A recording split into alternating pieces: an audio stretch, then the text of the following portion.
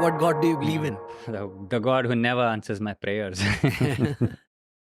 But anyway, yeah, we're all. I stayed in Anjani Mahadev. There's a Shivling, a Shivji ka mandir hai Solang mein. If some people may know, others who don't, please feel free to visit that. That is the most beautiful place on earth, I would say, Wow. just without a doubt. People think Solang so Sky beautiful. Ultra के बीच में आता है क्या ये? Hanji, it comes in the Wow. shorter version, 30K, Okay. and I don't know, every year the So route changes, but yes. Anybody who attempts Solang Sky Ultra gets to see it. Yes, you will go up to Anjani Mahadev, the temple, and then that is where there is a 30-foot shivling out of ice. Okay. It's beneath a cave. So I lived there in the cave. The Panditji was kind enough to just give me a place in the storeroom, so I used to stay there. And it's basically just an ashram where a lot of ascetics, babas will who are traveling, they just stay and they move on. I learned a lot from these holy men. Of course, not all of them are, Holy. yeah. I took in the positives.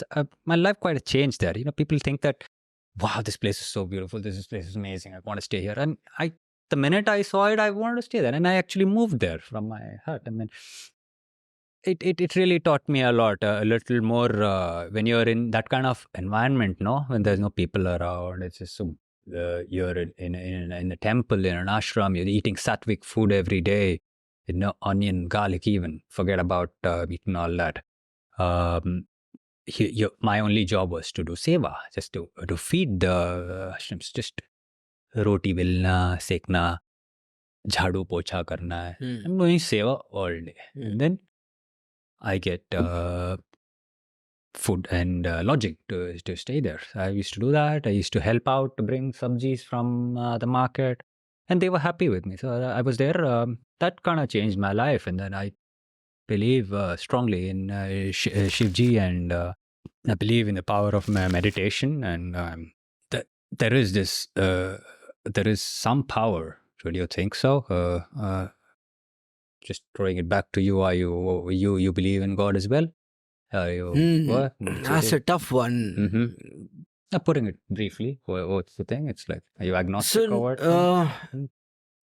So no, I'm not religious, but I go to Vrindavan quite a lot, and I do Govardhan Parikrama all the time, and I feel something. Like when I go to temples, I do sometimes get a lump in my throat. I do feel some emotions, and at the same time, I find it hard to refuse that there's something that's running the show and there's a power bigger than me.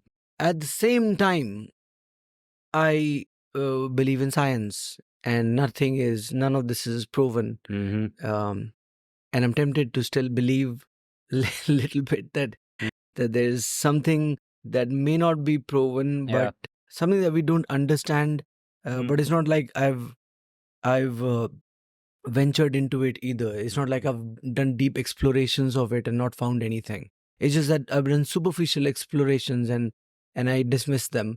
But there's definitely something. And at the same time, all the babas and all the funny stuff that you see does make you feel a little cringy about it. And but I do feel there's a lot to mine in there. There's definitely something beyond you that's running the show. That's my belief in a nutshell. What about you? That's what drives us. As long as earlier also, we're all people of science. Yeah, you don't what you can't see is what doesn't exist. And but hey, it is something you reach out to for not only when you're desperate, but more so when for gratitude.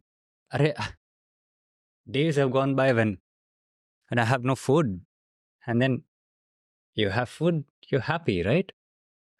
God, thank God, you say. First thing, what do you say? Thank God you got food. And so yeah, there is definitely some power, and it's good. Even like you say, it's a journey. If you're agnostic, okay, you will reach some conclusion finally. But at least that curiosity is there, na? Yeah. That's important. Yeah. But you mentioned there have been days when you've had no food. That's it. It happens, no, in everyone's life. What do you mean? I mean, there's a snowstorm. I was still remember I was hitting some nails into my house, breaking the wood, and then I whacked my little finger. It broke. It just Oof. broke, and then that day it snowed so bad, so bad. Entire house was Falling apart. it was covered in snow. So basically, I couldn't even push the door apart and head out. And the hospital is like 10 k's away. Oof. What do you do? I'm just praying to God, and yeah. And I'm not trying to dramatize things. Just recollecting some things when this thing came up. Yeah, you just be there somewhere in the corner and pray to God, like, kuch to kar do, somebody help me. Otherwise, in mountains, there are big, so many stories, people who venture out there. Khatam, mountains just don't care. If you're not humble, if you're like cocky, then your bodies won't be found. Yeah. My case was like I just prayed to God. After a day or so, it cleared, and then I could somehow venture out. And that's when you realize, yeah, it's just you and this power, this superpower, which you can only pray to. Yeah. If you enjoyed watching this little clip, you will love the full video. Click here now to watch it.